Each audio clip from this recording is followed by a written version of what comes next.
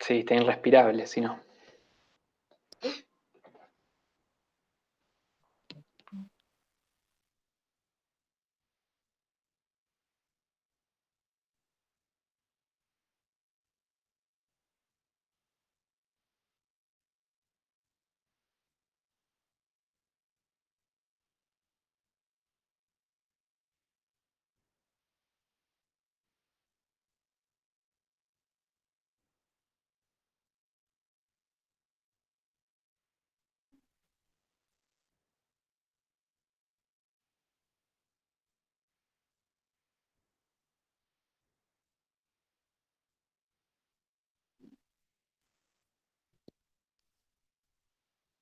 Bueno, si no me equivoco, ahí tendríamos que estar en vivo. Así que, si Agustín, ¿querés empezar? Dale. Bueno, primero que nada, buenas tardes a la gente que esté viendo. Mi nombre es Agustín Burbich, soy secretario de Enseñanza del Centro de Estudiantes del Politécnico. Estoy acá con mi compañero Mauro Brigoni en lo que va a ser el primer panel de la Semana de la Juventud. En este panel se va a hablar ciudadanía universitaria. La ciudadanía universitaria es un reclamo histórico de los estudiantes secundarios dependientes de la universidad. Se trata precisamente de ser reconocidos como estudiantes de la UNR con los derechos que esto confiere. Algunos de estos son el cogobierno, la participación en el Consejo Directivo y Superior y la Asamblea Universitaria, la participación en la confección del presupuesto de la UNR, el acceso a las becas y a los establecimientos universitarios, etc. El año pasado, en un hecho histórico, la Asamblea Universitaria nos reconoció como estudiantes universitarios por primera vez. Sin embargo, el hecho de que en esa misma resolución se nos niegue la participación en el Consejo Superior y se conforme un Consejo Académico en lugar del Consejo Directivo nos lleva a clasificar dicha ciudadanía como incompleta. En el marco de una semana donde nos proponemos discutir cuáles son las problemáticas que interpelan a los jóvenes, nos parece indispensable dar cuenta de esta lucha histórica que venimos llevando adelante, del camino recorrido, de dónde venimos y hacia dónde vamos. Mauro.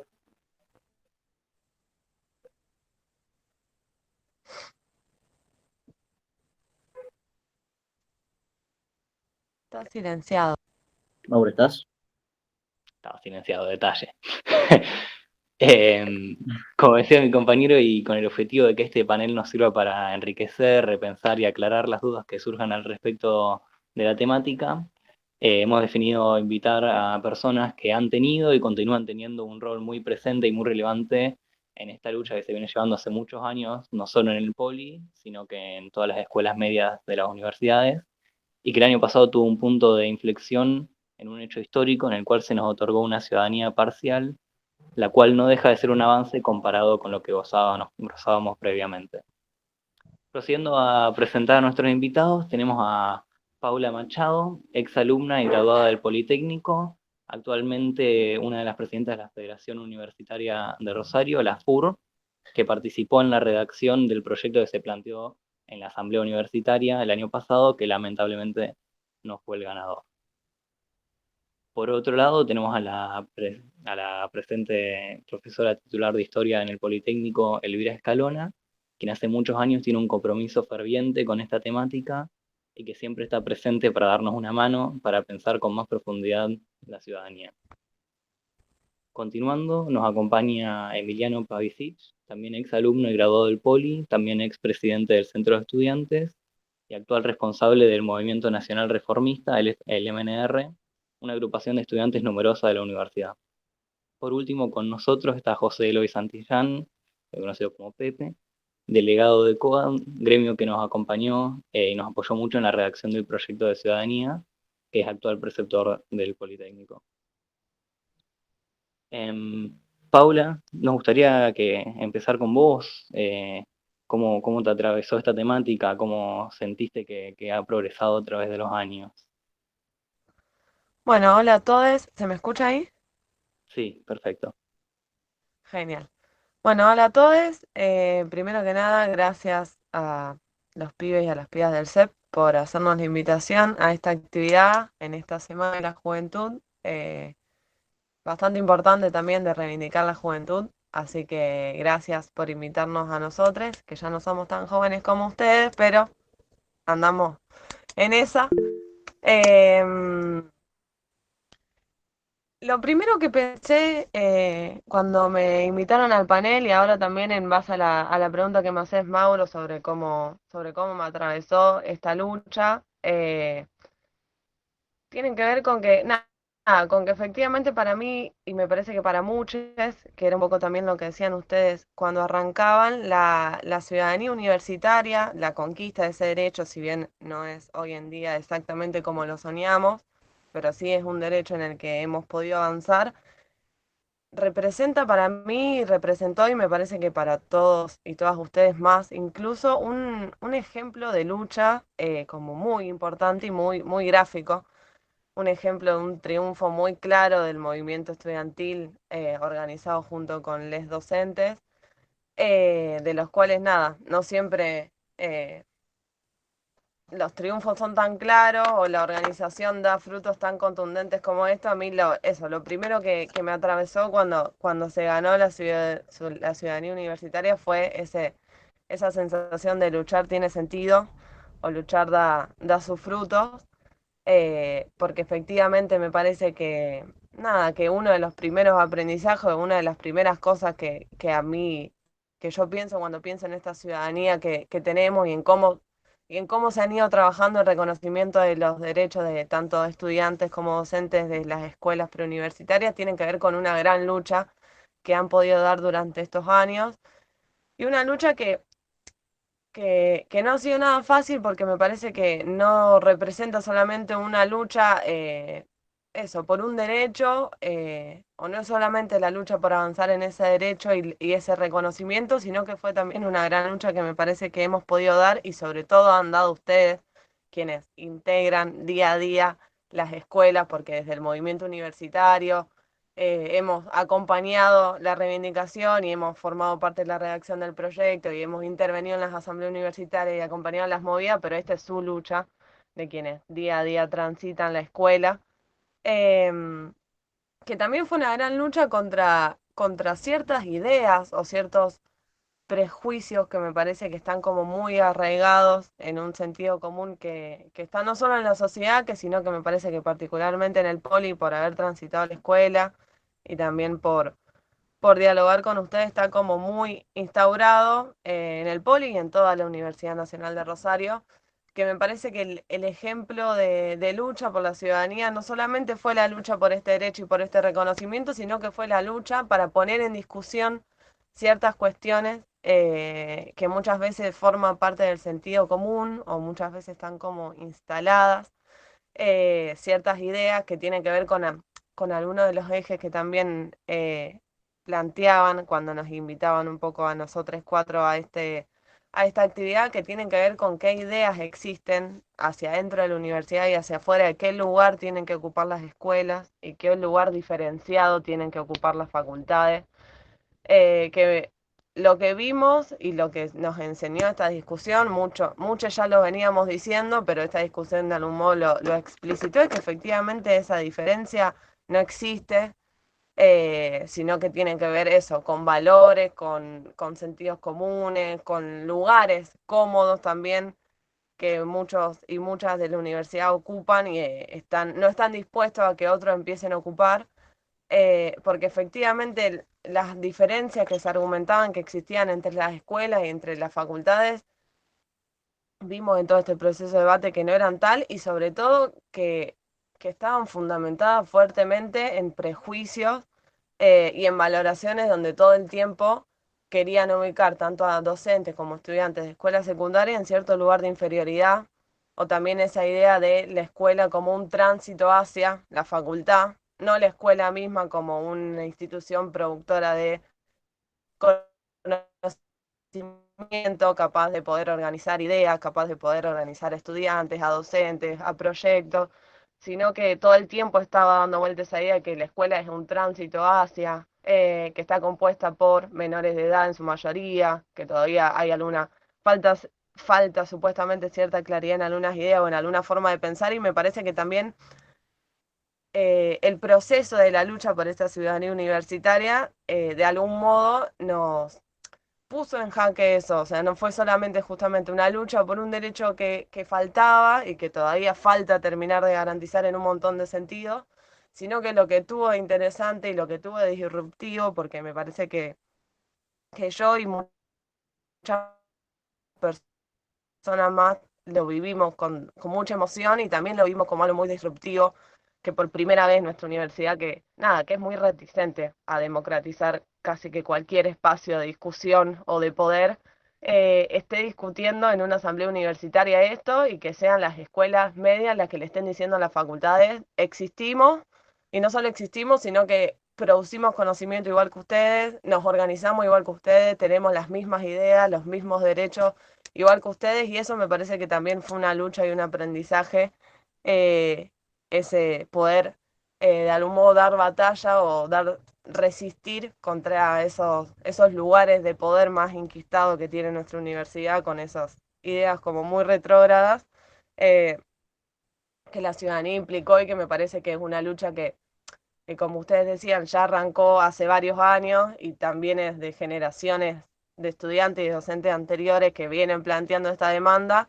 pero que también en este último año, en el proceso de lo que fue efectivamente ganarla, se radicalizó y se visibilizó mucho más hacia toda la universidad, y me parece que también un poco hacia toda la ciudad, el lugar que tienen y que merecen las escuelas medias, y también contra lo que combatimos, porque nada, porque también para ganar ese lugar hubo que visibilizar todo eso otro, que era un poco lo que negaba ese lugar o esa necesidad de representación. Así que en ese sentido me parece que la ciudadanía universitaria un poco viene a representar eso, un gran ejemplo de lucha sobre cómo conquistar y cómo avanzar en más derechos, pero también sobre cómo resistir o resignificar o combatir o un montón de cosas con ciertas ideas y ciertos discursos, eh, que efectivamente en esa lucha por más derechos es necesario poder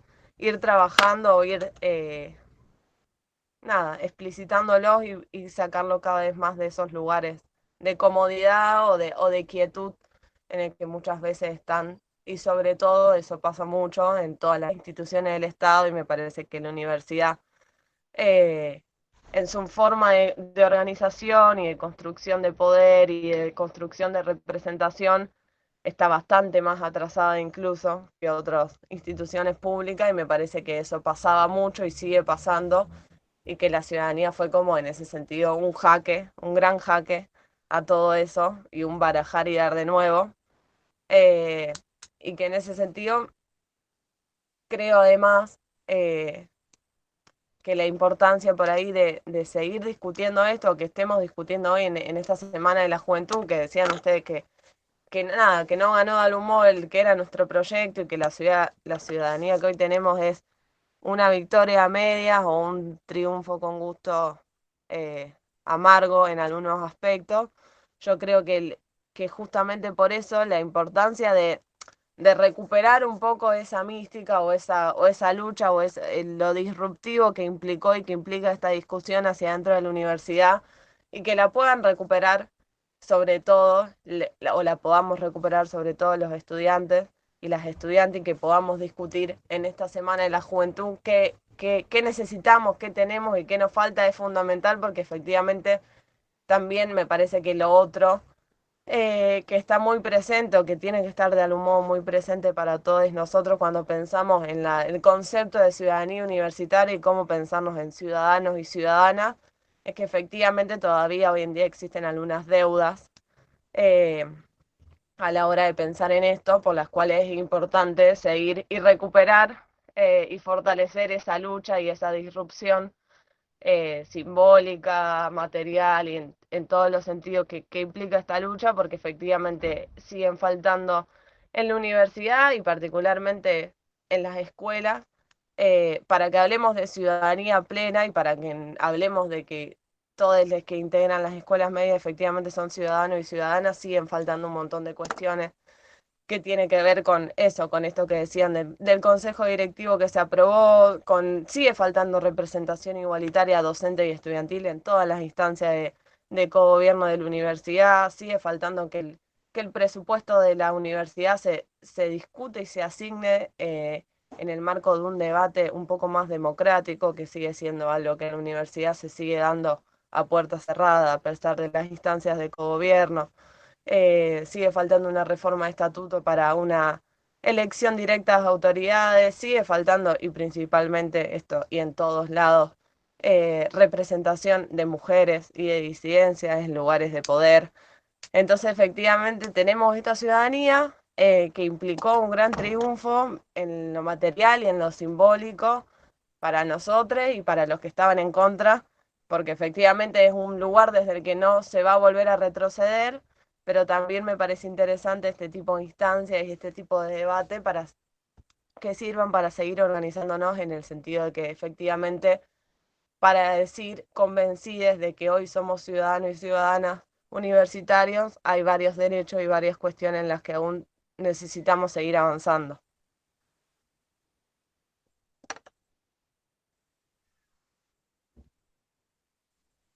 Claramente, me gusta eso y lo último que dijiste, como que lo que se ganó el año pasado, que sea un punto de partida y que de ahí no se pueda volver para atrás. Nota al pie que nos olvidamos de decir con Agustín al principio, a todos los que nos estén viendo, pueden ir a hacer cualquier pregunta que puedan llegar a tener en el chat de Twitch, que hay una sección más adelante en la cual vamos a estar contestando dudas.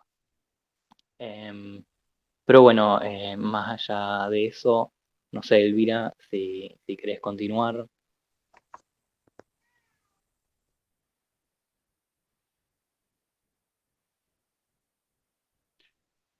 Puede ser que estés muteada.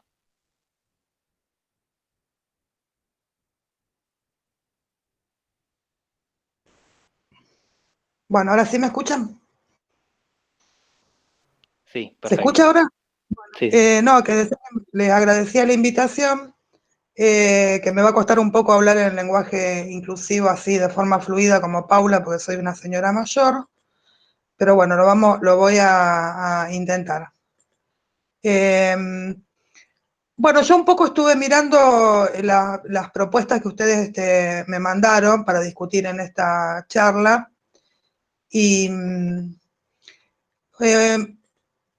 me interesaría reflexionar sobre uno de los puntos que ustedes marcaban, que es este de qué vigencia tienen los ideales de la reforma universitaria en el presente. Entonces, bueno, me voy a situar más o menos en la misma dirección que lo hizo antes Paula, me voy a situar en esa dirección. Y para centrar un poquito el problema, digamos, la reforma universitaria tuvo muchos ideales. Una de las cuestiones, digamos, más centrales de 1918 fue que los estudiantes, y hablo en masculino porque obviamente eran en su mayoría varones, porque era una sociedad patriarcal como ahora, una de las demandas, digamos, más sentidas es esto de poder ejercer los derechos políticos en el marco de una ampliación general de derechos que se tuvo lugar durante los gobiernos radicales. Ese ejercicio de los derechos políticos, así en el marco, digamos, de lo que serían los derechos más clásicos, implicaba participar, votar y participar del cogobierno y elegir las autoridades, bueno, como todo el mundo sabe, de la universidad, y también participar en los órganos de cogobierno, como los consejos directivos, superior, asamblea, etc. Obviamente ese derecho, que es el derecho de votar y elegir y el ser representado, se amplió, como ustedes muy bien lo dijeron, desde el año pasado, cuando los estudiantes secundarios y también los docentes, digamos, de las escuelas, empiezan a tener ciudadanía y participación política a partir de lo que planteó la Asamblea, aunque esa participación es más restringida, digamos, que las que tienen los estudiantes de las facultades. Ahí hay una cuestión interesante para discutir, que es el problema de la representación, ¿no? Que eso tendríamos que dejar para otro panel, digamos, porque es más complejo. pero digo que cuando uno piensa en ciudadanía universitaria, en general el sentido común te lleva a esto de el hecho de poder votar, ¿no? Y elegir a tus propias autoridades, tanto digamos, a nivel de micro, digamos, de la escuela como de la universidad. Y entonces yo empecé a reflexionar sobre algunas cuestiones que planteé en los debates previos a la votación en la asamblea, que tiene que ver con esto de qué es la ciudadanía ahora, qué se entiende por ciudadanía ahora, digamos, en este presente y hacia el futuro, porque nosotros no podemos restringir la noción de ciudadanía solamente al hecho de poder votar y elegir autoridades, digamos. Hay muchas otras cuestiones que representan la ciudadanía que no son solamente los derechos políticos, son derechos de otra naturaleza. Y me acuerdo yo que en esos debates que se dieron en la sede de gobierno, ahí en calle Maipú, había personajes que es como que nos instruían, ¿no? A nosotros, los que estábamos ahí, los chicos y las chicas del CEP, del Centro de Estudiantes del Superior, etcétera, y también a los docentes que estábamos ahí, nos querían explicar qué era la ciudadanía, ¿no? En general.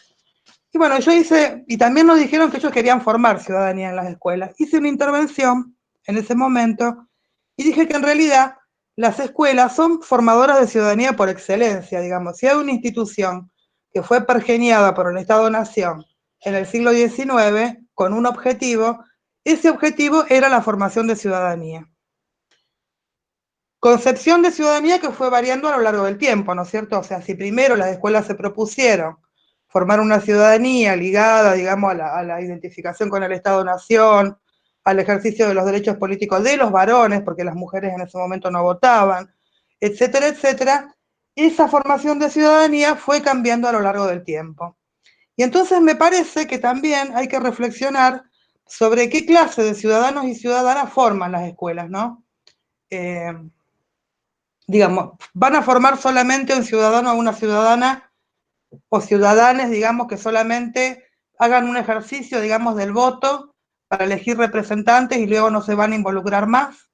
Bueno, yo creo que hay que pensar en una ciudadanía múltiple, digamos, diversa en términos más amplios, que incorpore el debate en las escuelas, incluso en las asignaturas, digamos, ¿no? Que uno cursa que ustedes cursan cuando son estudiantes, que tengan que ver con otros derechos, ¿no? Que son los derechos que entre fines, digamos, del siglo XX, en principio del siglo XXI, estos que estamos transitando, se han ido ampliando muchísimo, por suerte, sobre todo por la lucha de los movimientos sociales, me estoy refiriendo, voy a hablar de dos nada más, pero podría hablar de muchos otros, que tienen que ver, por ejemplo, con la educación sexual integral y los, digamos, pensar en esta cuestión de la perspectiva de género, de la participación, de las disidencias, etcétera, en el marco de los derechos humanos, y otros derechos, por ejemplo, que tienen que ver con lo ambiental, que son los derechos ambientales, por los cuales ahora estamos totalmente atravesados por el tema de la quema de los humedales. Entonces me parece que también formar ciudadanía no implica solamente, digamos, pensar en esto de que uno va y vota, ¿no? Y elige el decano, la decana, el director, la directora, el consejero, lo que sea, y se terminó ahí. Creo que el ejercicio de la ciudadanía es un ejercicio constante, que las escuelas tienen que formar estos ciudadanos y ciudadanas que también, digamos, incorporen estos derechos que son más nuevos, digamos, que no es solamente el ejercicio del derecho político, que tiene que ver con esto que estaba hablando recientemente. En ese sentido, digamos, yo creo que en esos debates previos a la votación en la asamblea, es como que nos querían enseñar qué cosa era la ciudadanía, y me parece que las escuelas ese rol lo vienen cumpliendo, a lo mejor de manera más o menos limitada, digamos, pero son cuestiones que pasan, que transcurren en la escuela, esto del ejercicio de los derechos ciudadanos, ¿no? Que no tienen que ver solo con el hecho de votar. Y la otra cuestión, porque estamos en la Semana de la Juventud, ¿no? A mí no, digamos, a los cientistas sociales les gusta pluralizar este término y no hablar de juventud, sino hablar de juventudes, ¿no? Porque en realidad las juventudes son diversas y están atravesadas, digamos, por diversas problemáticas. No todos los jóvenes y las jóvenes son iguales. Hay cuestiones que son diversas, que tienen que ver con el género, tienen que ver con la etnia, tienen que ver con la raza, tienen que ver con la posición, con la cuestión social, con la cuestión política. Y me parece que también está bueno pensar en una ciudadanía que respete esas pluralidades, ¿no? Porque tampoco es que vamos a formar un ciudadano o una ciudadana homogéneo que se siente identificado con un solo modelo, sino un poco también lo decía Paula antes, estamos pensando en esto, ¿no? En juventudes que sean plurales y que puedan hacer un ejercicio de la ciudadanía donde esas pluralidades se vean respetadas. Por eso me parecía, no sé, importante decir esto, en el sentido de que cuando uno piensa en la ciudadanía universitaria, no solamente tiene que pensar en el ejercicio del voto, sino que tiene que pensar qué cosas se aprenden en la escuela, para después poder, en las escuelas secundarias estoy hablando, ¿no? Para después uno trasladarla, digamos, en su vida laboral o en su transcurrir, digamos, en la universidad o en la vida profesional, etcétera, para poder trasladarla a esos otros lugares por donde van a transitar cuando sean adultos. Y en este sentido, digamos que las escuelas cumplen, me parece a mí, un rol muy importante, a lo mejor hasta más formativo que las propias facultades. Y esa es una tarea que los y las docentes asumimos, ¿no? Con sus más, sus menos, sus limitaciones, pero bueno, no nos apartamos de eso. A veces no lo evidenciamos, no lo ponemos blanco sobre negro, digamos, pero uno cuando enseña, cuando está en la escuela, las maneras en que uno transita en la institución, cómo va enseñando, no solamente con contenido, sino con gestos, con comportamientos, con participación, etcétera, van formando esa ciudadanía que todos quisiéramos que, bueno, que se consolide esta ciudadanía, digamos, más plural para estas juventudes más plurales. Bueno, eso quería decir.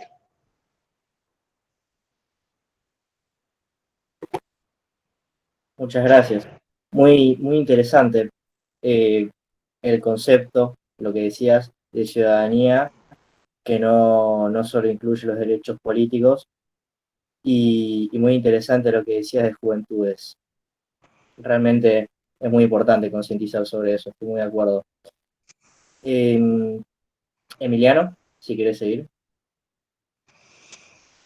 Dale.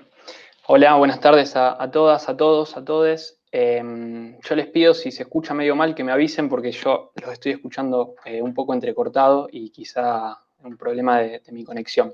Pero bueno, no, primero que nada me sumo al agradecimiento por la invitación a participar de la actividad, del panel. Yo creo que a todas y a todos quienes pasamos alguna vez por el POL y por la escuela, de alguna manera quedamos marcados identitariamente y con una conexión con el Poli siempre muy fuerte, y creo que por supuesto eso se profundiza para quienes tuvimos la oportunidad de participar de la experiencia de participar del centro de estudiantes, y que de alguna manera eso también ha marcado para muchas y muchos de nosotros un antes y un después en la forma de entender también el ejercicio de muchas de las cosas que estamos charlando acá, como es la ciudadanía. Así que bueno, muy agradecido por la invitación. En función de eso, también quería saludar, en el mismo sentido que lo hicieron tanto Elvira como Paula, la discusión que introduce el movimiento estudiantil y en general la comunidad de las escuelas en relación al debate que hay que dar por la ciudadanía y que toma, digamos, ese punto de partida y ese logro que también consideramos desde nuestro espacio que es un avance muy importante, lo alcanzado en la asamblea del año pasado, con algún tipo de reconocimiento a que las escuelas medias forman parte de la universidad y deben ser tenidas en cuenta en el gobierno de la misma y en el gobierno también, o en asumir las decisiones que competen, por supuesto, también a su ámbito, a partir de elecciones, a partir de participación de dentro de las mismas escuelas. Sí, por ahí charlando previamente, nos parecía interesante evidenciar a partir de ese punto de partida algunas disparidades que aún siguen presentes en relación a cómo se entiende la ciudadanía en el marco de la universidad y esas diferencias que siguen existiendo entre las facultades y las escuelas medias, digamos.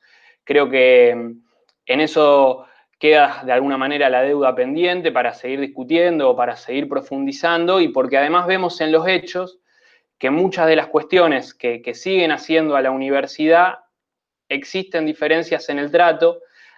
Nos hacía muchísimo ruido cuando veíamos uno de los programas que está implementando la universidad, que justamente promueve esto del ejercicio de la ciudadanía en la universidad, como es el presupuesto participativo, y donde incluso vemos, por ejemplo, presupuestos diferenciados, ¿no? O sea, las facultades tienen un presupuesto asignado de 15 millones de pesos para 12 facultades, haciendo un promedio es 1,5 millones por facu, mientras que las escuelas medias tienen 3 millones para 3 escuelas, ¿no? O sea, evidentemente esa clasificación entre ciudadanos de primera o ciudadanos de segunda, que también hacía mención a Paula, sigue de alguna manera vigente, pese a reconocer algunos derechos en lo resuelto en la Asamblea del año pasado, y sigue estando vigente en la forma de entender cómo esas escuelas o cómo las escuelas se integran a la universidad.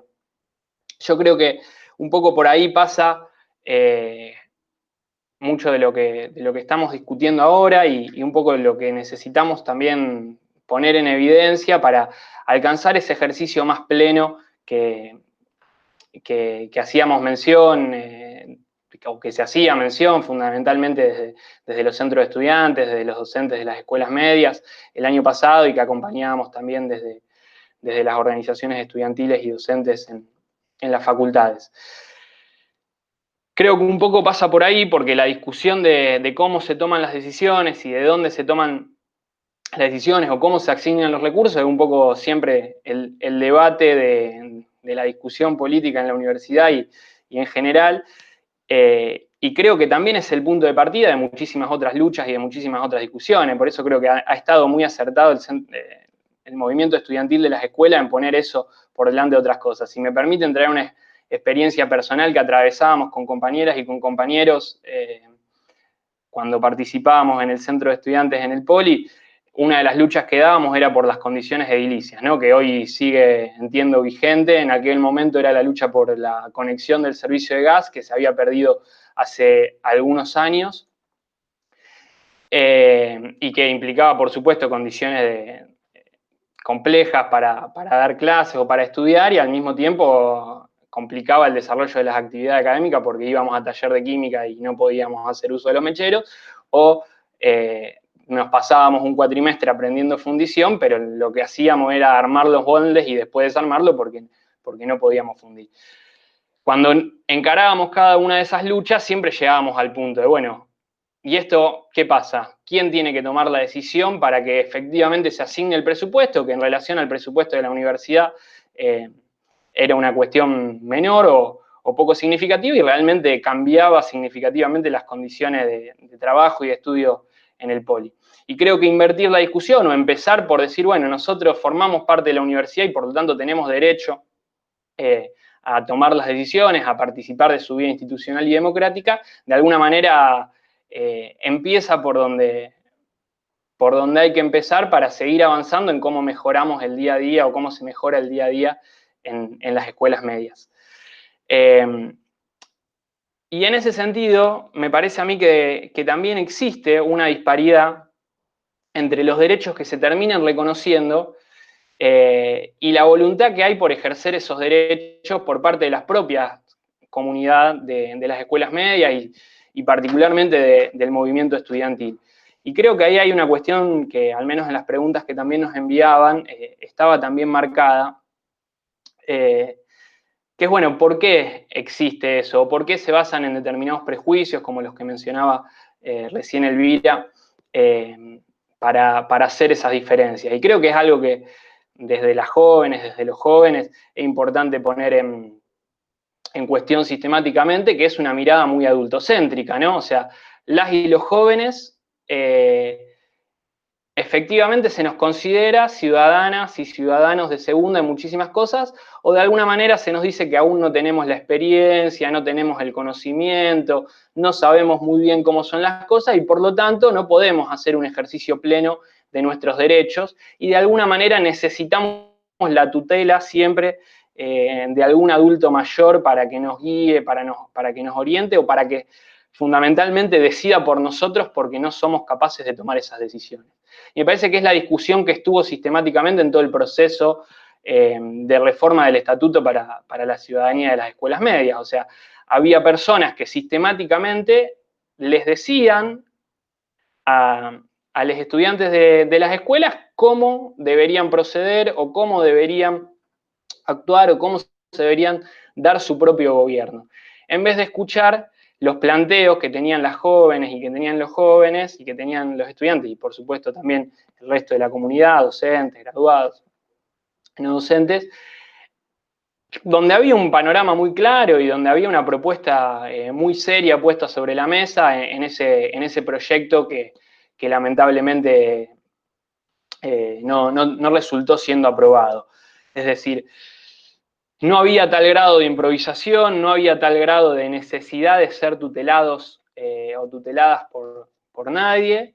Y al contrario, yo creo que las y los estudiantes, fundamentalmente, como las comunidades en general de las escuelas, hacen un ejercicio pleno de la ciudadanía, entendía en el sentido amplio que planteaba recién también Elvira. O sea, yo quisiera ver en cuántas facultades el movimiento estudiantil se plantea para conmemorar el Día de la Juventud o la Semana de la Juventud una serie de discusiones y hace ejercicio de esa ciudadanía discutiendo qué pasa con el medio ambiente o qué pasa con la violencia institucional. O en cuántos claustros se da, por ejemplo, las asambleas que son ya tradicionales del centro de estudiantes con una participación muy numerosa y con intervenciones muy profundas por esas pibas y esos pibes que para muchos no tienen todavía la capacidad de decidir o de definir o de opinar sobre las cosas que competen como la cuestión de qué es lo que pasa en sus propias escuelas, qué es lo que pasa con la educación. A mí me parece que se van dando determinadas muestras que de alguna manera hacen poner en evidencia esa falacia de que necesitamos o que tiene que haber una diferenciación. La verdad es que creo que si pensamos en sociedades más democráticas, en una universidad más democrática, en una universidad más participativa, en una universidad más reformista, digamos, reivindicando la reforma universitaria de la cual entiendo nos sentimos orgullosas y orgullosos en la Universidad Argentina, tenemos que mirar un poco más qué es lo que pasa en las escuelas medias y me parece que un poco desde ese lugar también partir para pensar cómo seguimos ampliando, cómo seguimos profundizando sobre derechos y sobre el ejercicio de la participación en la universidad, porque vienen dando muestras de ello sistemáticamente. Creo que un poco eso es lo que queda con la discusión del año pasado y también los debates que todavía están presentes, y creo fundamentalmente que ahí existe también, por supuesto, un miedo, como lo ha sido en la universidad prerreformista y como se ha visto en la universidad en muchos momentos de nuestra historia, de que cuando los estudiantes y las estudiantes tienen la voz, participan, se involucran más, cuando forman parte de los espacios de decisiones, cuando seguido de eso vienen las grandes transformaciones y vienen los grandes cambios que se plantean en los ámbitos, ¿no? Ya sea en las facultades, en las escuelas, en la universidad, y que de alguna manera también distinguen a la universidad argentina en el mundo. Así que, bueno, un poco eso era lo que quería compartir con ustedes. De nuevo, agradecerles, por supuesto, la invitación y nada, saludar como siempre la iniciativa y las energías que se tienen siempre desde el Centro de Estudiantes del Poli para seguir profundizando en que las jóvenes y los jóvenes seamos protagonistas de nuestro destino.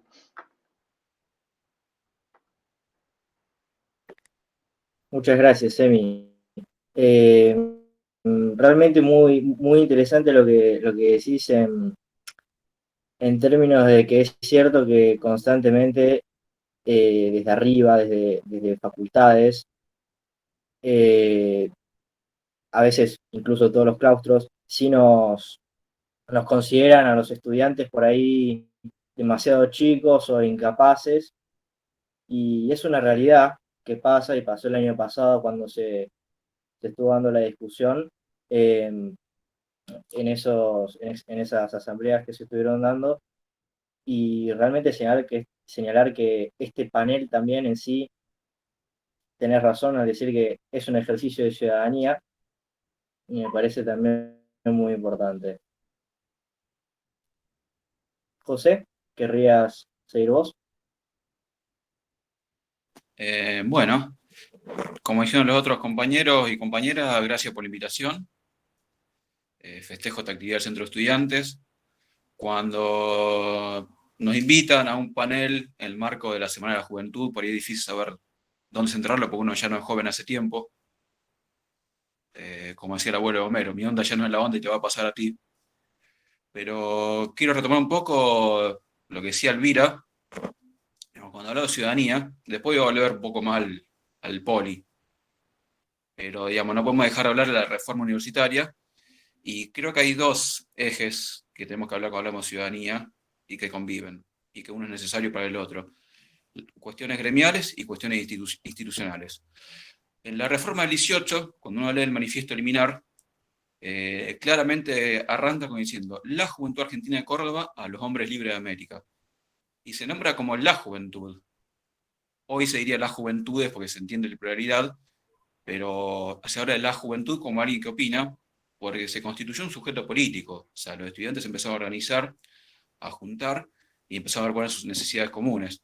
Porque si bien todos tienen la misma necesidad de participación política, una cuestión, como decía Elvira, de época, los derechos no nacen de la estadística, no nacen de que muchas personas tengan una necesidad. Nacen de la organización, de poder constituirse ese sujeto político, decir, bueno, tengo ciertas experiencias en común, ciertos problemas en común, y yo me organizo para poder llevarlo adelante y buscar una solución. Y eso surge del encuentro. Lo dice, por ejemplo, claro, hay una autora que, bueno, es muy conocida por cuestiones de teoría de género, ¿no? Que es Judith Butler. Tiene un artículo que hablaba sobre el derecho a la reunión y de cómo en la asamblea o los grandes derrocamientos de gobierno, además, también se nombra siempre nosotros, el pueblo, por ejemplo, y ese nosotros surge del encuentro de las personas que pueden tener si bien hay una pluralidad y consenso que no son unánimes, pueden surgir reivindicaciones y pedidos concretos y hablan desde un colectivo. Como hoy es también el colectivo de mujeres que están logrando debates como el aborto y demás. Entonces, voy a que lo primero, para que se dé de base, tiene una organización, y tanto los jóvenes en ese momento como los secundarios ahora, cuando empezamos a discutir la reforma universitaria, o los mismos docentes, porque la excusa para que los docentes no tengamos ciudadanía universitaria, hablando de ahora, ni siquiera la de la minoría de edad, porque somos todos mayores de 18, era una cuestión de estatus académico y la falencia de organización nuestra, porque nosotros no somos menores y tampoco nos dejan decidir el presupuesto nuestro. Entonces creo que no podemos dejar de lado que hay un eje gremial que puede decir, bueno, repito, los derechos no nacen de la estadística, hay que organizarse y poder distinguir qué reivindicaciones tenemos para lograrlas. Así nace un colectivo. Ahora, como en toda institución o territorio conviven muchos colectivos, hay que darle un marco de institución para arreglarlo, para pautar nuestras reglas de convivencia. Le hacen las facultades los consejos, y por eso es importante el cogobierno. El cogobierno permite democratizar las decisiones, que no haya un solo centro de poder, y que aparte termina después confundiendo las discusiones. Cuando uno tiene consejos directivos, ya sean las escuelas, facultades o los superiores, se disputan cosas donde incluso con objetivos finales en común, porque en realidad, digamos, estamos todos hoy por una universidad pública, libre, gratuita y con calidad académica, entre distintos actores hay tensiones que hay que resolver. Pues, ya sea estudiantes, no docentes, docentes, graduados. Claustro que terminó toda su lucha también. Cuando se hace la reforma universitaria, fue para estudiantes y docentes. Los no docentes se incluyen después de la vuelta a la democracia. Recién. Fue una conquista del colectivo no docente. Vuelvo a que es importante lo gremial antes de poder abarcar la institución. Cuando se abre la institución y definir cosas, en las pautas de convivencia y representación. Y eso es lo importante de los consejos. Porque por ahí hablamos de ciudadanía, y de derechos políticos, y a veces queda muy abstracto para el que no está en la discusión. Cuando desde nuestro gremio empezamos la discusión a nuestros propios compañeros docentes, muchos de ellos tienen vida universitaria, otros no, también costaba instalar por qué era necesario la ciudadanía universitaria, por qué había que ser parte de las discusiones.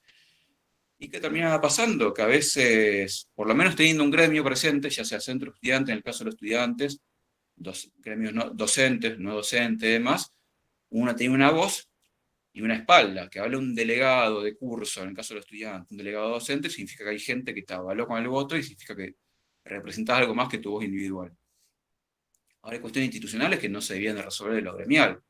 Al no haber un consejo donde participen todos los claustros, se terminan discutiendo a veces cuestiones que son netamente de institución o académicas, empuja gremial, que digamos, los gremios defendemos derechos, pero como pasa en las universidades, los consejos definen cuestiones más institucionales y somos los gremios, donde desde el centro estudiante, más por ahí, a ver, un docente da clase y hay una cuestión académica. Ahora, ese docente no deja de ser una persona con derechos laborales, el estudiante que está dentro de la universidad no deja de ser un estudiante que tiene dificultades extras a las académicas, como que por qué había un examen de ingreso en muchas facultades antes que no permitía el ingreso a otros que no tenían una buena base secundaria, que no era culpa de ellos, cuestiones de presupuesto, demás.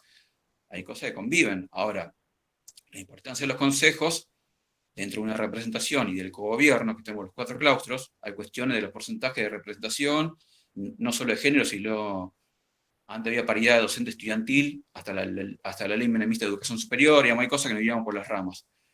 Lo importante, digamos, poder discutir nuestra regla de convivencia, que incluyen lo presupuestario, como decía Emiliano.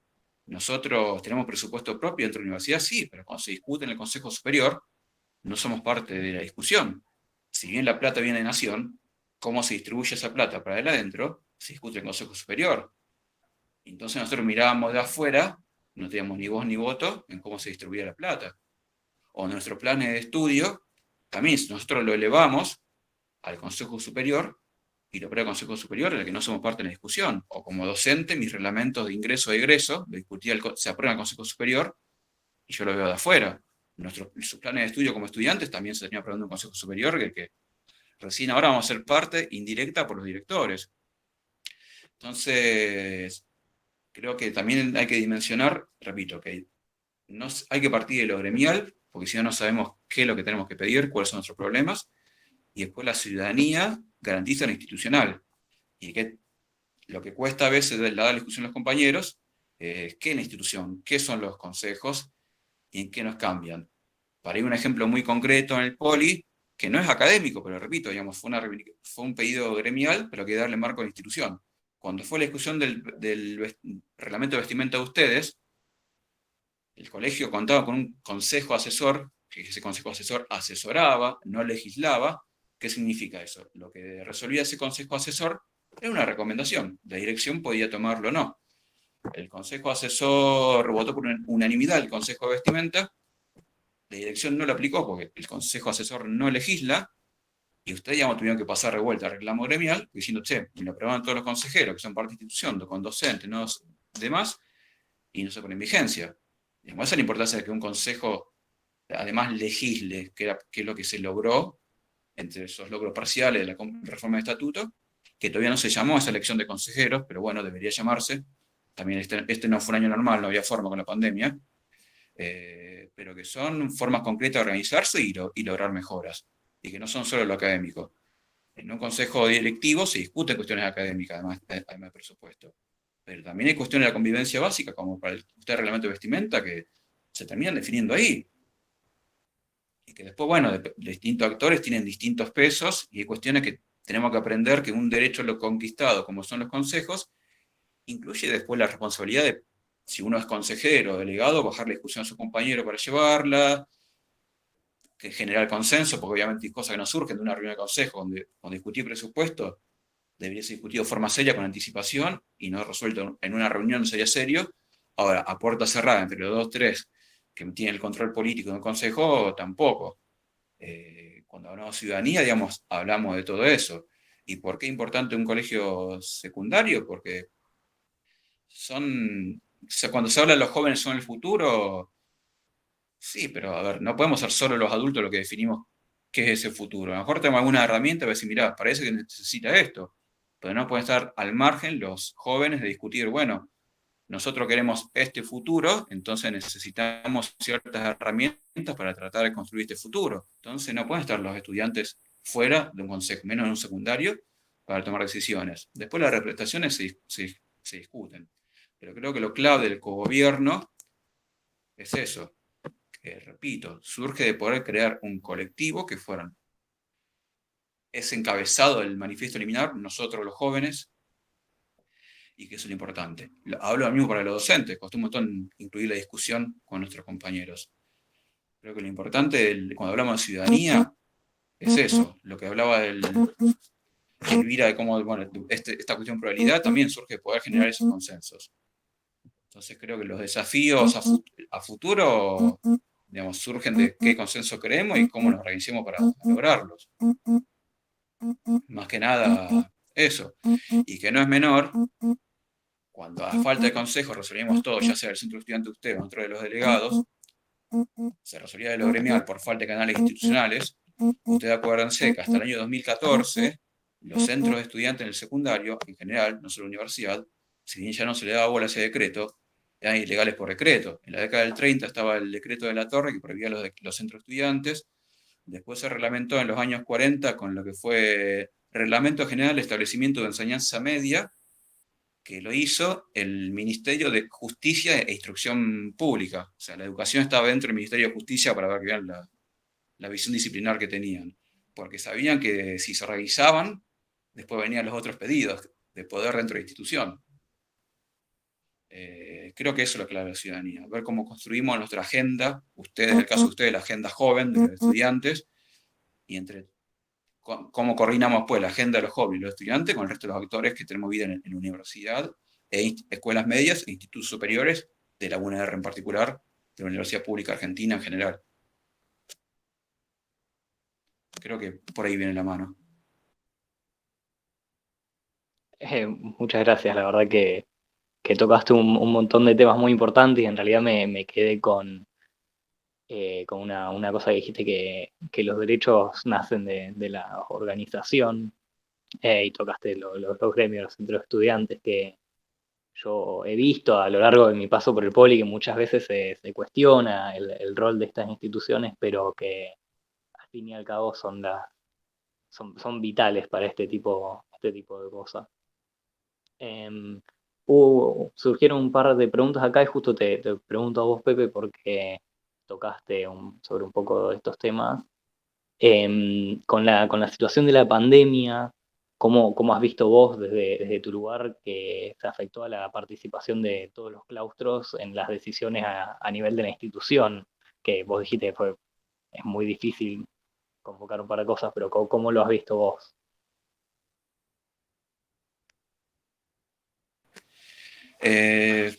Mira, es complicado definirlo.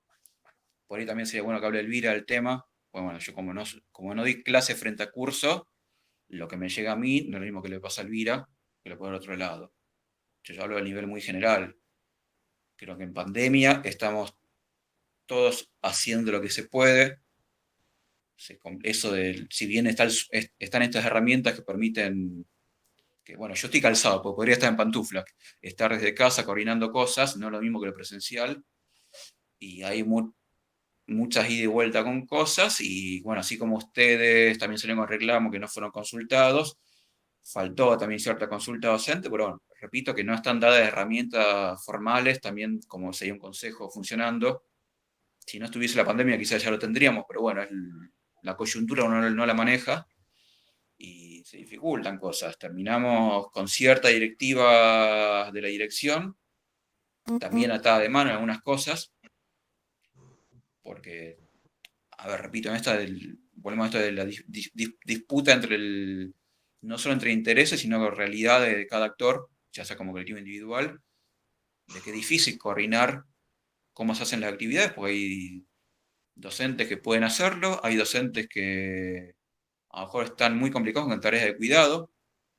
A ver, ya una docente o un docente que esté hoy con menores a cargo. Yo lo veo con mi hermana, que no es docente, es abogada, pero igual está todo el día con sus 2 hijos, que tengo que hacer niñero, no puede ni contestar un mail. Entonces, esa gente que por su coyuntura tiene un derecho a que va a rendir menos y tiene derecho a hacerlo, de la institución, si exigí de más, también sobrecargar al compañero. Entonces hay cosas que la verdad que es complicado definirlo, porque estamos, ya sea autoridades o docentes, estamos haciendo lo que se puede. Sí, creo que fue incompleta la consulta, digamos, no es casualidad que ustedes saquen el comunicado.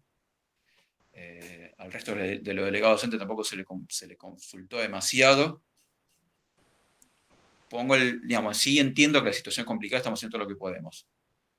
Sí, creo que quedamos inconformes muchos con eso. Pero creo que va a tener una opinión más completa Elvira, que está netamente dando clases frente a curso. Bueno, como decía Pepe, es una cuestión muy compleja. Yo creo que la primera cuestión que pone en evidencia el tema de la educación en la pandemia es el tema de las desigualdades, digamos. Eso es así, creo que puso bien blanco sobre negro que las desigualdades existen y son muchísimas, porque no remite solamente a lo social y a lo económico, también remite a las herramientas culturales, remite a la cuestión de género, como decía Pepe. Y es tan amplio el abanico, digamos, de las desigualdades, que es muy difícil hacer una síntesis, digamos, de como decir, bueno, muy bien lo marcó Pepe, de cuáles son los problemas, digamos, que estamos atravesando, porque son tan complejos y es tan múltiple el problema que se dificulta poder hacer una síntesis. Esa es una cuestión. La otra también creo que también marcó cuestiones que tienen que ver con las políticas públicas, digamos, ¿no? Por ejemplo, la universidad tenía una plataforma que era muy mala, que ahora mejoró un poco, que es la de comunidades.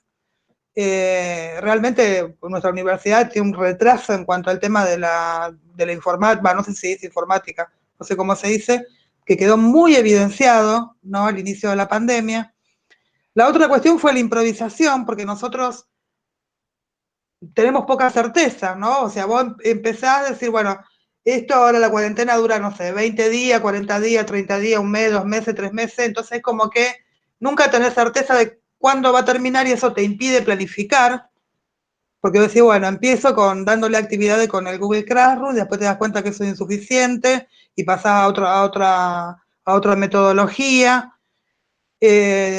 También creo que se va a notar eso el año que viene, entre las distintas unidades académicas de la universidad, muchas desigualdades, digamos, porque hay facultades o incluso las escuelas que pueden seguir con sus actividades y otras no.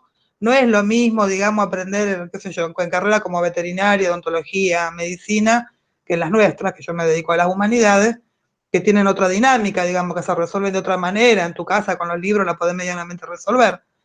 Entonces, digamos, hacer un diagnóstico y después alguna previsión de lo que va a ocurrir es muy complejo. Yo creo que nos tenemos que resignar a que hay cosas que las vamos a perder. Yo creo que el año educativo va a terminar con un balance en el que mucho conocimiento que deberíamos haber, o los estudiantes y las estudiantes deberían haber adquirido, no lo van a tener. Qué sé yo, yo pienso, por ejemplo, el Ministerio de Educación de la Nación no tiene una plataforma educativa, ¿no es cierto?, potente. Si vos querés hacer un sistema de educación a distancia o virtual o como se llame, necesitas herramientas que no las tenemos. Bueno, y los y las docentes hicimos todo lo que estamos haciendo, todo lo que podemos, ¿sí? Con los medios que tenemos, poniendo de nuestro bolsillo, digamos, porque vos tenés que pagar el internet, el teléfono, estás las 24 horas disponible, hay días que trabajas 14 horas, hay días que trabajas 3, siempre con el objetivo de mantener el vínculo pedagógico, que eso a mí me parece lo más importante, que es retener a los y las estudiantes dentro de las facultades o de las escuelas y bueno, ir poder resolver estos problemas, digamos, como mejor. Pero bueno, no hay una solución general, no es que yo digo, tengo este plan y sirve para todos. Ese creo que es un problema ahí complejo.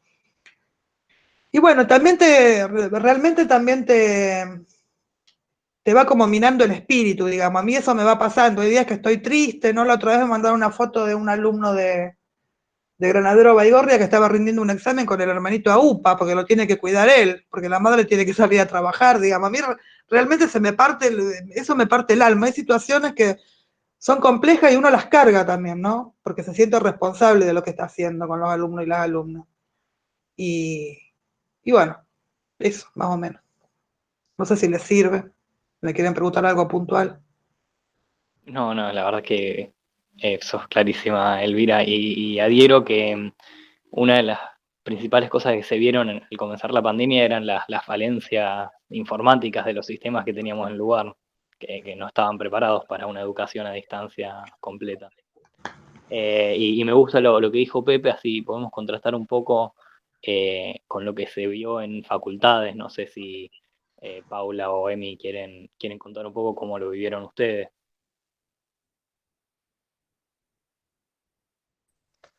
No sé, Emi, si querés comentar primero vos, estamos en facultades muy diferentes, así que debe ser bastante Dale, diferente. adelante, Pau. Dale.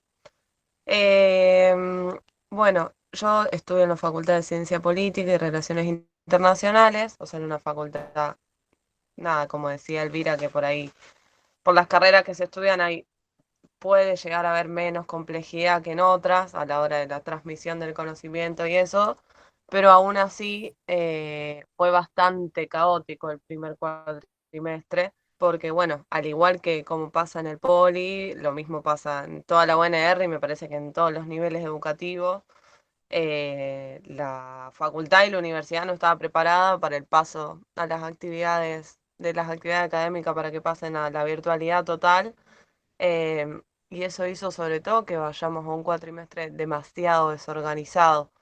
Eh, si bien la educación superior tiene como eso, otras, otras lógicas u otras reglas, donde por ahí cada estudiante maneja con un poco más de flexibilidad algunos tiempos o algunas inserciones en las clases, igual fue como muy difícil, para el lado de los y las docentes yo calculo que también, pero lo que identifico sobre todo que hubo un gran problema en el ingreso, que es lo que también desde los centros de estudiantes de las facultades ya estamos empezando a ver, que efectivamente el número de estudiantes inscritos a la cantidad de gente que se está empezando a relevar, que se conectaron a las actividades virtuales en el primer cuatrimestre, el número no llega a ser ni la mitad.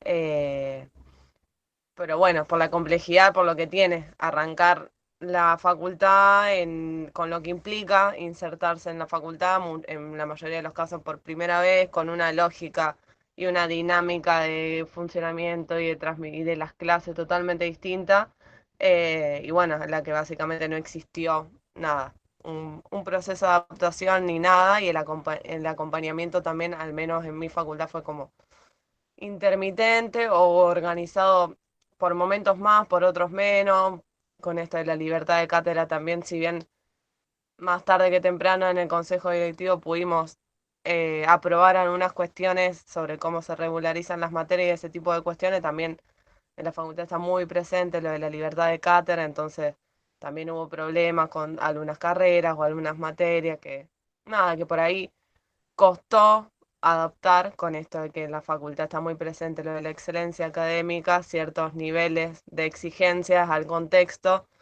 y eso hizo que sea bastante complicado para algunos y algunas, sobre todo en el ingreso, lo que al menos desde el centro de estudiantes nuestro estamos empezando a ver que hay un problema muy grande en el ingreso para poder sostenerse. Ahora creemos que vamos a un segundo cuatrimestre también con el balance del primero un poco más planificado, en función de algunas cosas que ya se han aprobado, de que las cátedras ya publicaron cierto cronograma de cursado y ese tipo de cuestiones, pero como el saldo que nos deja el primer cuatrimestre, al menos desde lo que nosotros vemos, es bastante, bastante desolador.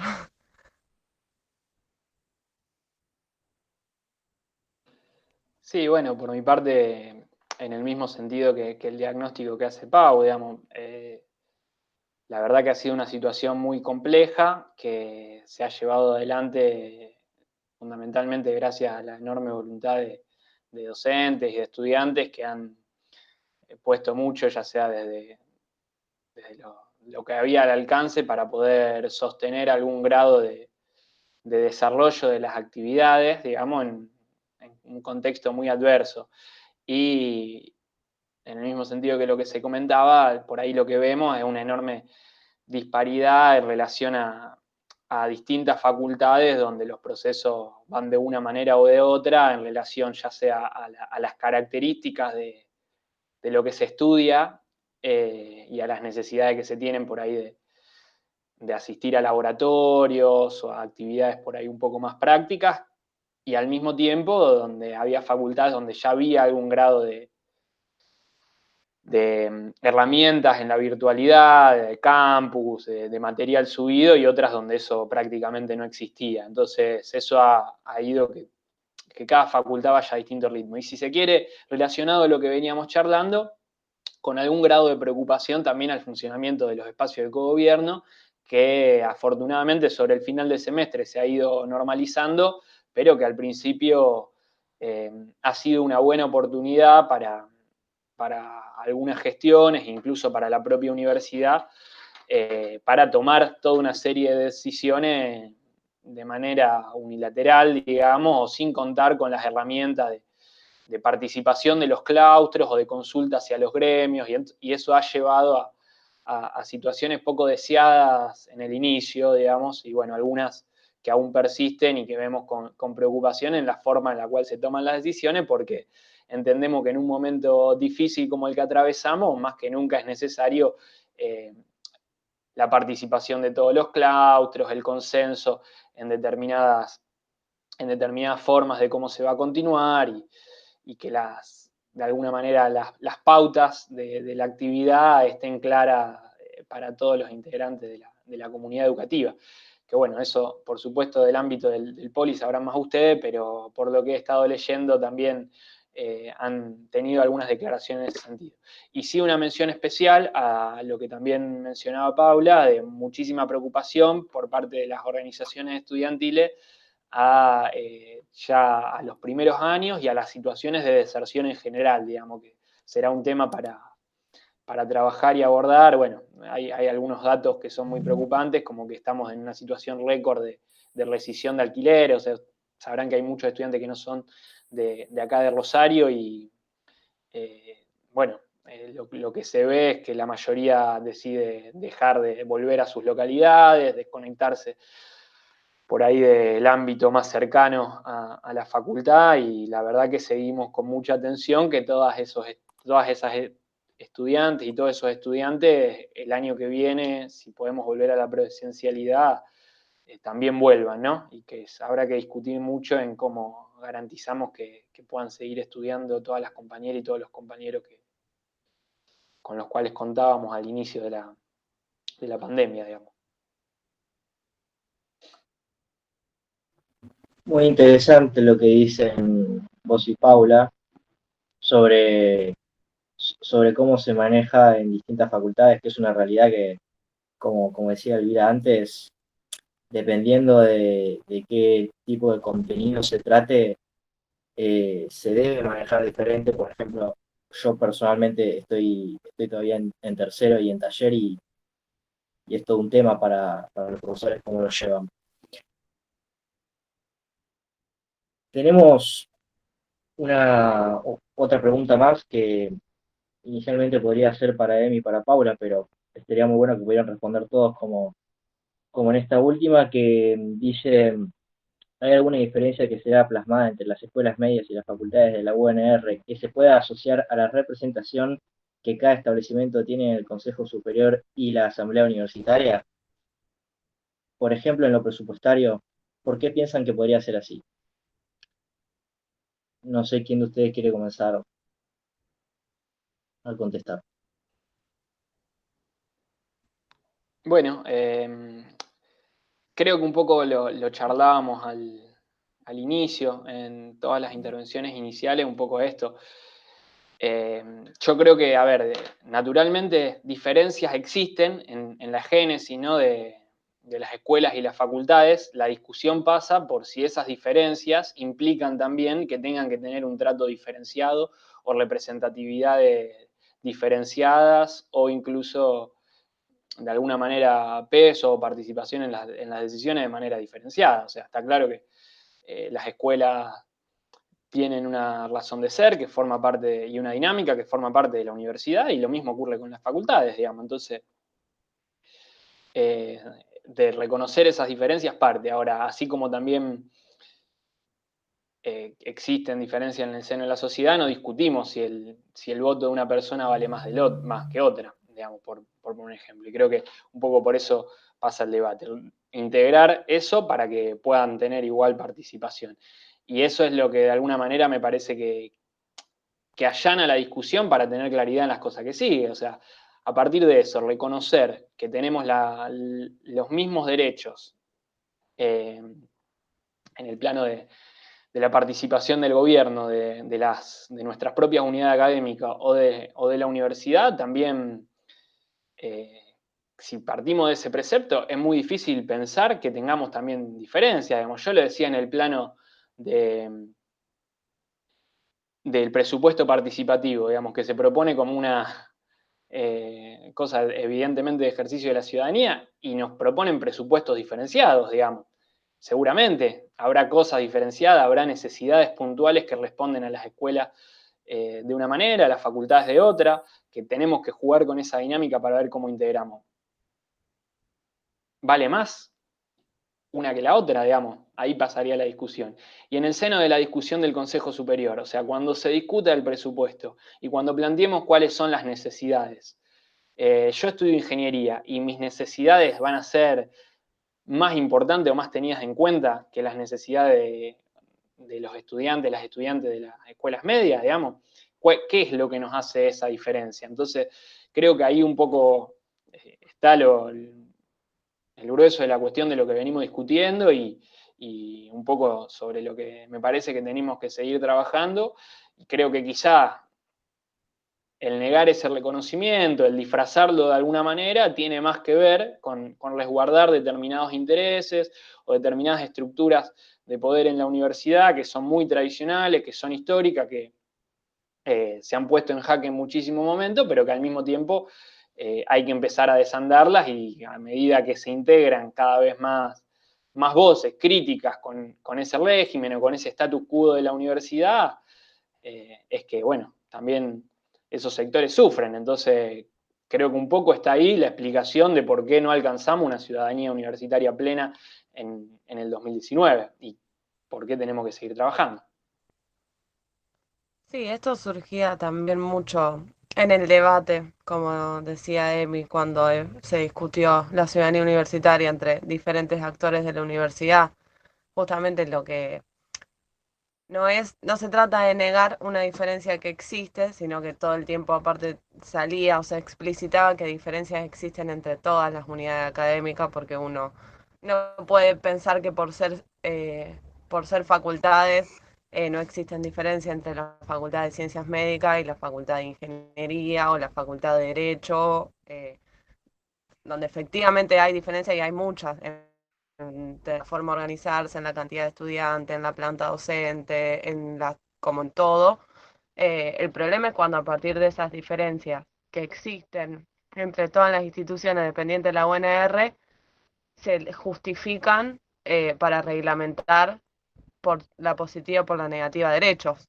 Porque lo que está presuponiendo eso es que a partir de esas diferencias uno presupone que existe cierta desigualdad y que en esa diferencia hay cierta inferioridad, donde unos pueden tener algunos derechos y otros, a partir de esa diferencia, pueden tener menos derechos. Entonces, en realidad, lo que se está diciendo ahí no es son diferentes, porque efectivamente diferentes son todas las instituciones de la UNR, sino son inferiores, porque diferentes somos todos y todas las facultades tenemos los mismos derechos y las mismas representaciones. No tiene que ver ni la cantidad de estudiantes, ni la cantidad de docentes, ni la cantidad de carreras, ni nada.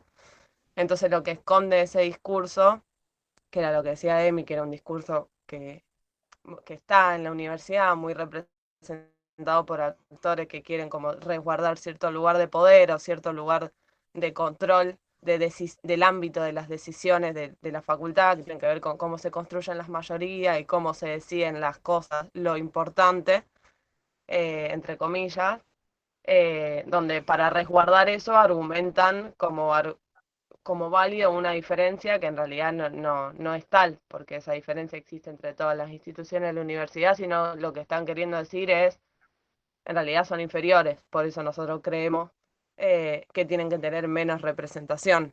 Es un discurso también muy, muy tramposo.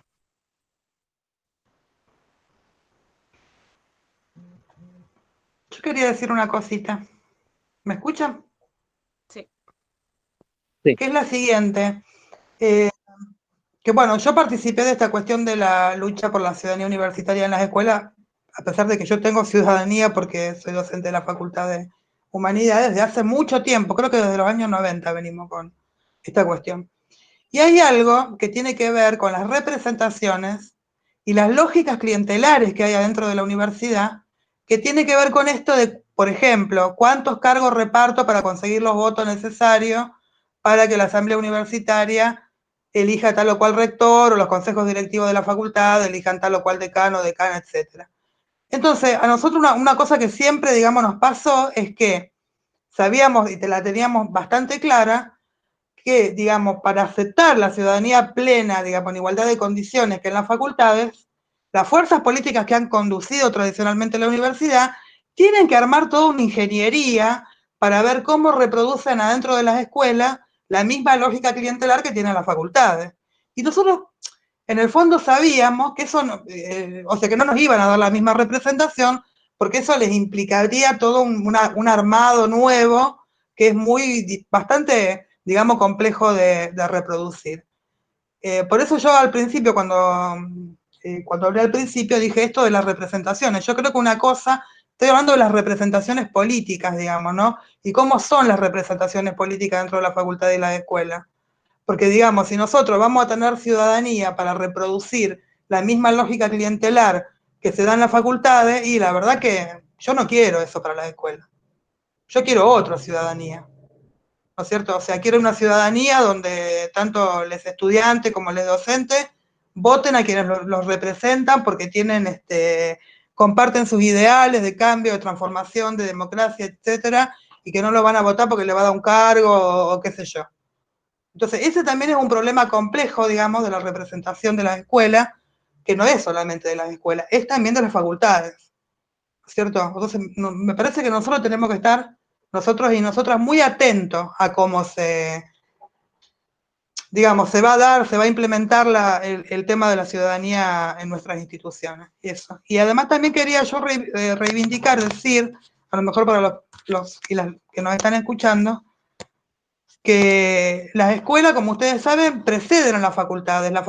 La UNR y las facultades existen porque primero existieron las escuelas, ¿no? Tanto el Superior de Comercio como el Politécnico, que fue de ahí de donde salió la demanda para que hubiese una facultad de ingeniería y para que hubiese una facultad de ciencias económicas.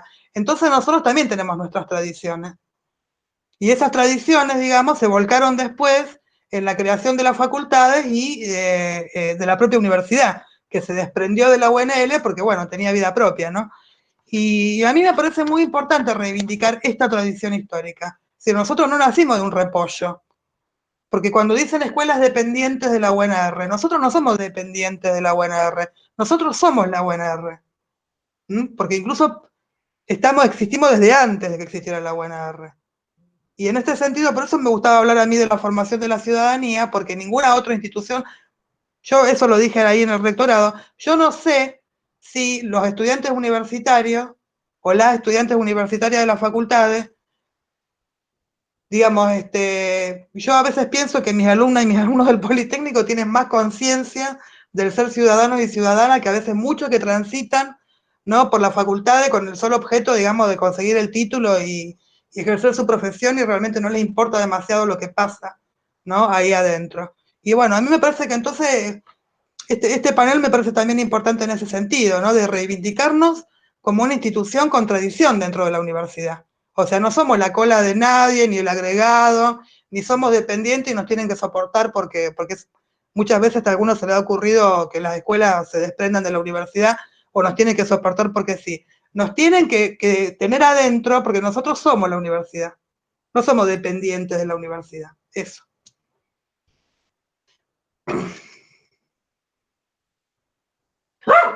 Cállate. Sí, A por ahí la la tarde. aclaración, perdón, quería meter algo cortito. Ahí te apagó el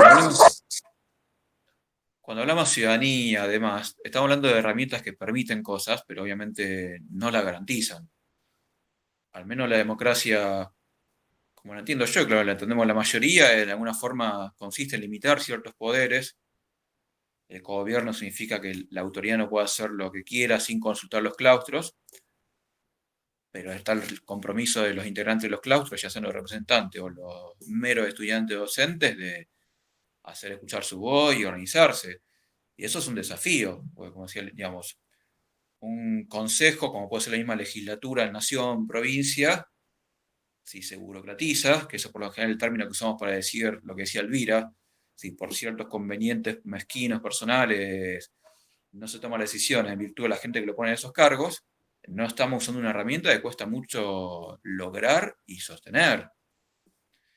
Uno de los grandes desafíos de la ciudadanía es ahora que, si bien estamos como ciudadanos de segunda con menos representación, es usarla y no pervertirla. Entonces, repito, la ciudadanía es una herramienta que habilita, pero no garantiza un montón de cosas.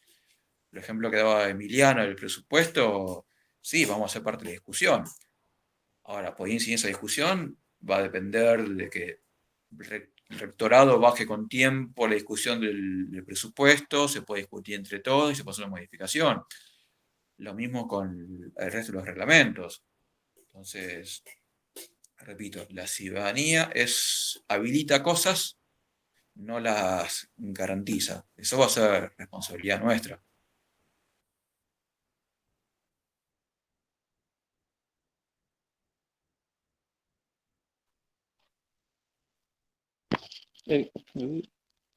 Sí, sí, completamente. Y sí, es completamente responsabilidad nuestra.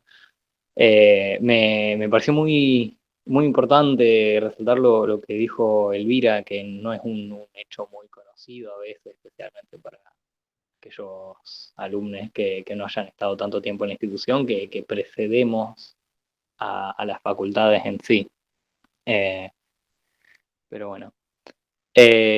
Viendo acá el tiempo, me parece que tendríamos que ir cerrando. Yo personalmente les quiero agradecer a todos por haber accedido a participar, por todo lo que dijeron, que me parece que se tocaron temas muy importantes que conciernen al Politécnico, a todas las escuelas medias y a las juventudes en general. Así que sí, yo personalmente estoy muy agradecido por lo que se discutió aquí el día de hoy.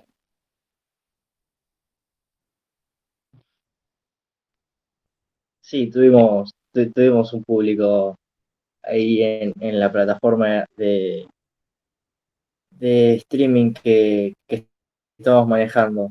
Realmente como decía Mauro, agradecerles no solo personalmente, sino de parte de todo el centro de estudiantes, de parte de nuestras comisiones también respectivas, que realmente agradecemos mucho que estén dispuestos a venir y a pensar con nosotros y a exponer también sus ideas, teniendo en cuenta que son gente, realmente los cuatro, que está muy metida en este asunto y justamente por eso pensamos en ustedes, para que puedan venir, porque nos parece que sus opiniones realmente son muy importantes en el tema y en el desarrollo de toda esta discusión. Realmente muchas gracias a la gente que estuvo viendo también el vivo. No sé muy bien cómo preferís que nos despidamos, Mauro. Si se quieren despedir ustedes, chicos. Sí, que ellos ahora digan sus adioses. También, antes que nada, les quiero recordar que aquellos que nos vieron en vivo, por ahí si tienen algún compañero, compañere que no haya llegado a ver el vivo, lo vamos a estar subiendo al canal de YouTube del Centro de Estudiantes. Así que eso. Los dejo para que digan ustedes.